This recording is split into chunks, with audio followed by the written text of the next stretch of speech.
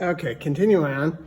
So this is what it looks like after I wrap the material around the bait. I clamp it underneath to hold it tight, and I put another clamp on the top to use as a handle, and then I hang that after I spray it.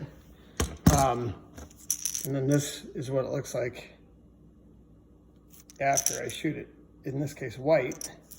This would be like an example for Gravedigger or Lemon Drop, Pilot Light, all have the same color. Now, if it would, so Lemon Drop, I would spray the belly white afterward, and then I'd hit this with a light coat of chartreuse over the top, and then hit both ends with black and a little bit of black, on the head and stuff. So anyway, that's how that works. As far as some other stencils here, this is how I do the ladder back. So as you can see, I wrap the stencil around to get it nice and tight to the bait.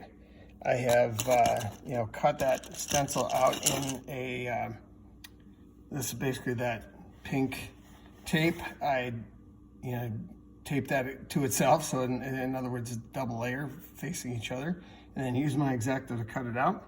And then I would just hit that with white. You got to make sure you hit it with if you're trying to put a light color over dark, you would spray that with white first, hit it with a heat gun to dry it, and then hit that again with your light color. Otherwise, it's going to look really dull and won't look good. Now, if you're putting a dark color over a light bait, like if I was going to make a black ladder back over yellow, you wouldn't have to do that. You could just hit it with a black, it'd be fine. As far as my purse stencil, so this is the jig that I made that I can hold baits either direction.